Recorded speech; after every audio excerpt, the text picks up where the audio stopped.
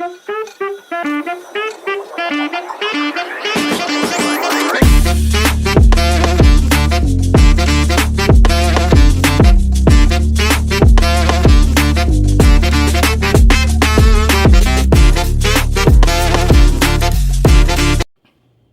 guys, good morning.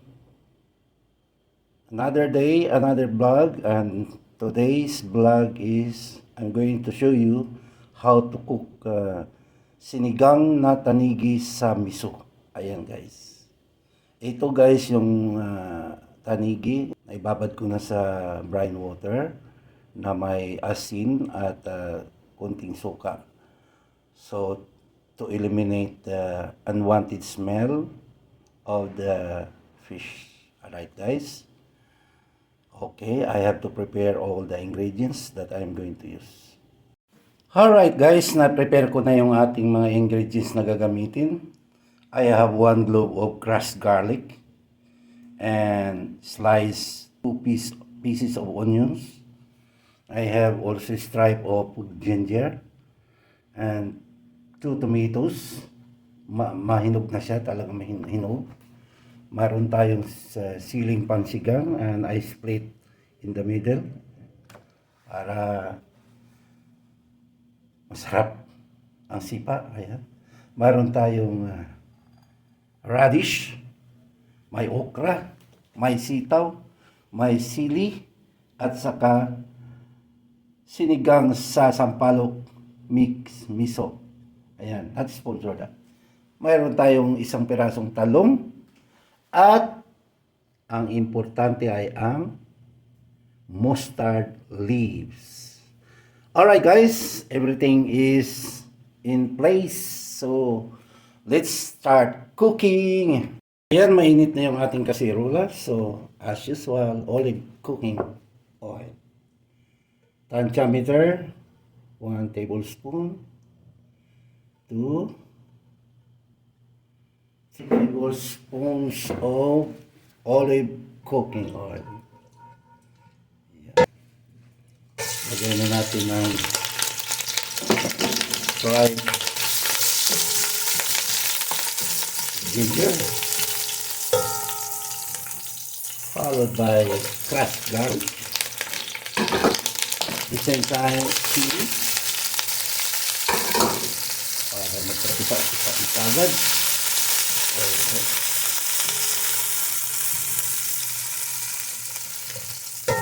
Yan, bumangon na. Add the onions.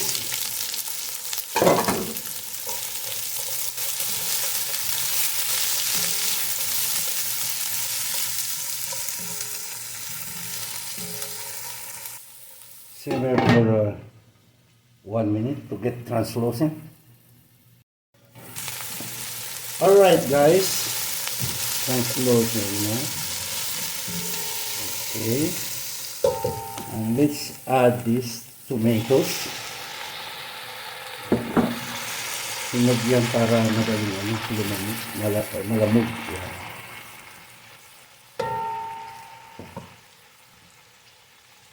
Let's cover it and reduce the heat to medium.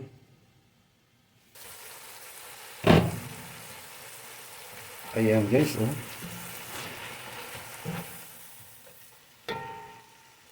So at this point guys, I will add ground black pepper. So guys.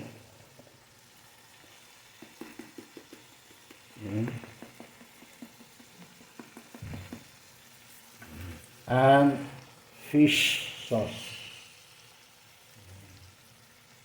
Uy.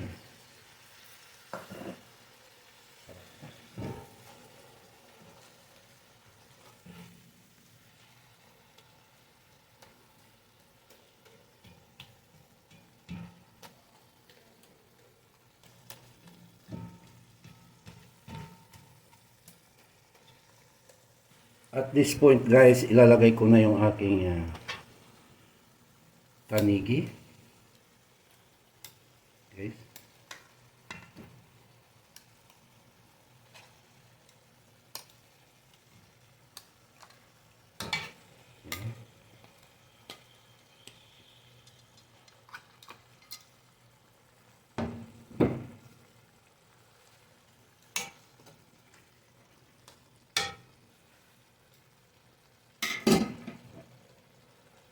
Cover natin for 1 minute. Let's check guys. Yan guys. Oh.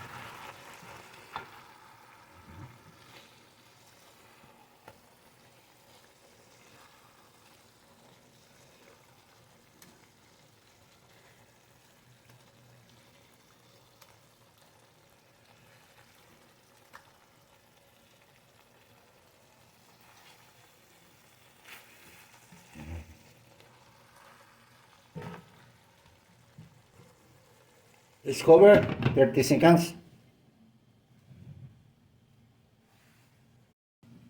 After 30 seconds,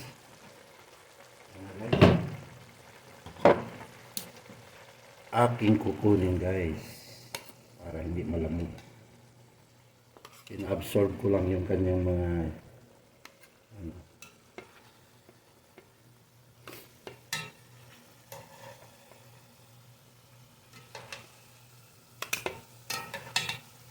Kasi kung isasabay natin luto pati sa gulay, ma-overcook siya. Oh guys, ayan guys.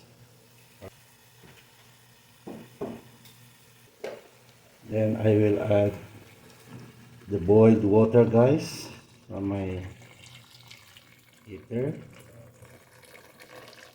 Yan.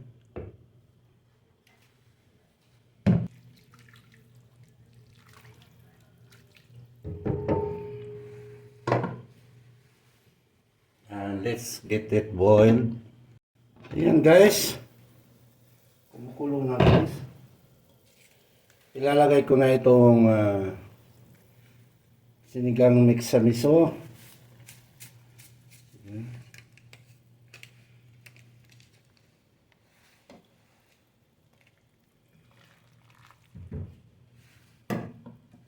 And radish plus lady fingers. Okay. Also long green pepper. Siling pang sigang. Yeah.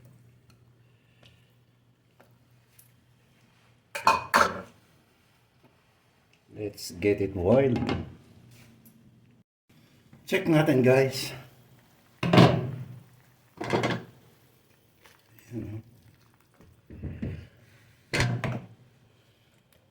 At this point guys, ilalagay ko na itong isang piratong talong.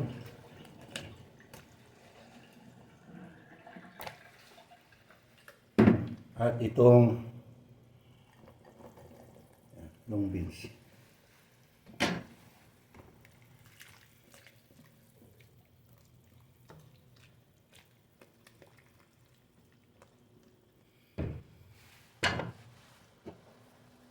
Let's get it boiled for 1 minute.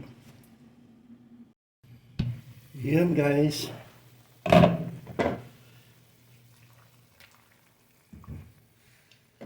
Tikman natin guys para maihusto ang lasa.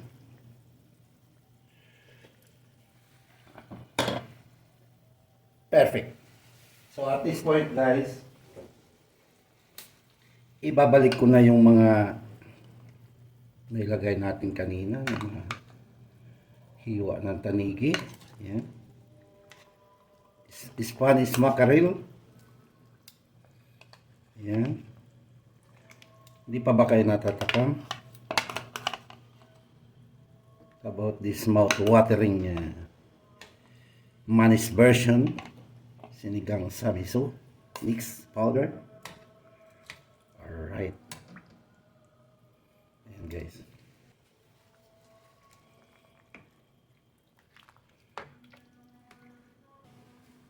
Let's cover, simmer for 2 minutes. Ayan guys, check natin.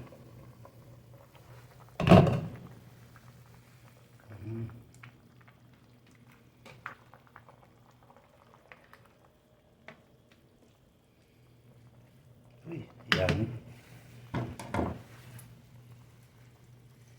At this point guys, ilalagay na natin ang ating mga mustard leaves. Alright. Ayan guys, oh. O diba? Ang daming gulay.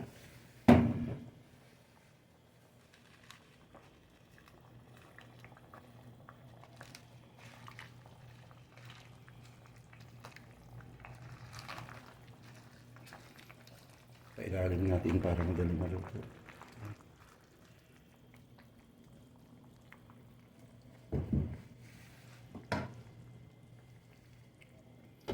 Simmer natin ng 30 seconds.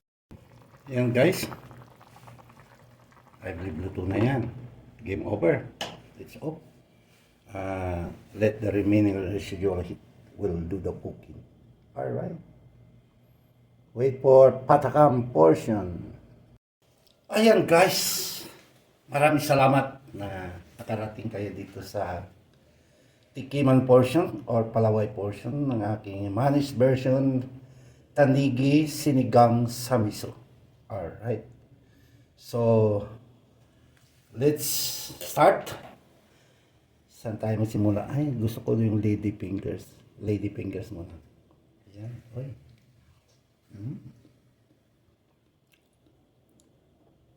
Dahil taglamig ngayon, sigop tayo ng sabaw. Wow. Uy.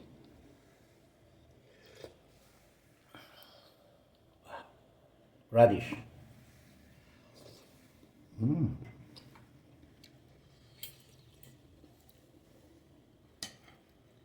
Mustard leaves.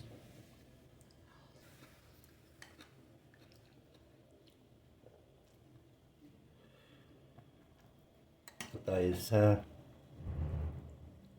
Ayan guys, oh. This bite for you.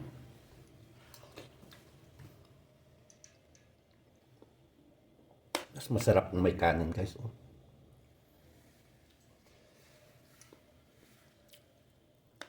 Yung kanin ko guys, zero sugar.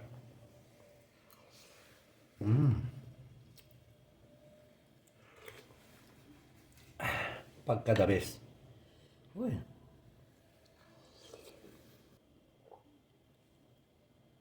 Yan.